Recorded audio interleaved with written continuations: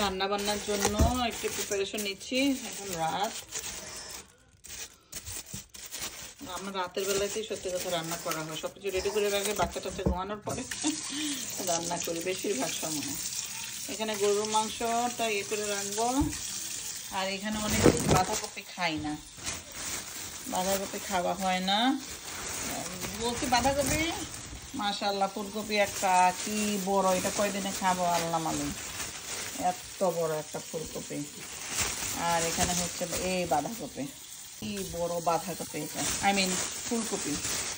আর এটা হচ্ছে বাঁধাকপি, একটা বাঁধাকপি একটা ফুলকপি। এই সব কিছু রেডি করে রাখবো, মাংসটা ভিজিয়ে রাখবো, দেখা যাক কতটুকু কি করতে পারি। এই তো ফুলকপি রান্না করে ফেললাম। এই যে শোল মাছ ফ্রিজে ছিল, ইলিশ মাছও আছে, কিন্তু আমি শোল মাছটা দিয়ে রান্না করতে চাইছিলাম, কিন্তু ফ্রিজ খুঁজতে খুঁজতে পাই না। পরে যখন শ্রিম্প বের করছি তখন দেখি শোল মাছটাও পাইছে। আমি বলছি না, চিংড়ি দিয়ে তো সহজ, ওইটা হলে আবার ভাজাভুজির ব্যাপার স্যাপার আছে, যেহেতু ফুলকপি দিয়ে রান্না করব। এই ঝোল খেয়ে দেখছি মজা হচ্ছে। এখন শুধু একটু ধনিয়া পাতা দিব, সেট।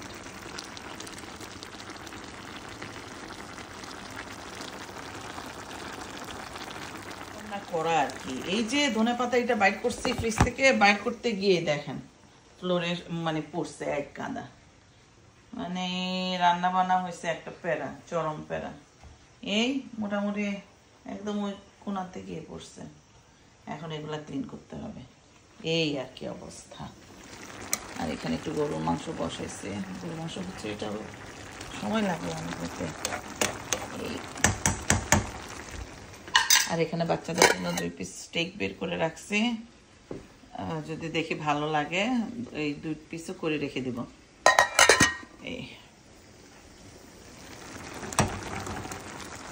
এই তো সবাই ভালো থাকবেন। মাংসটা হয়ে গেছে, গরুর মাংসটা মোটামুটি না হয়ে গেছে, একটু জাস্ট ডিম করে রেখে দেবো। এর জন্য স্টেক বানাচ্ছি, একটা 1 পিস। ওকে আম্মু, আরে nice big piece. Oh yeah you done. এখানে আরো 2 পিস রাখা, এই 2 পিস আমার ছেলে ঘুমাচ্ছে, উঠলে ওলে করে দেবো।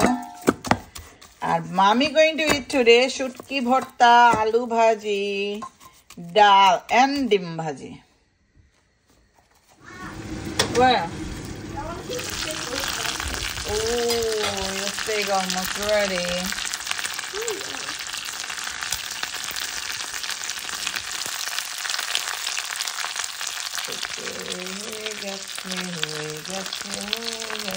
Is it ready or like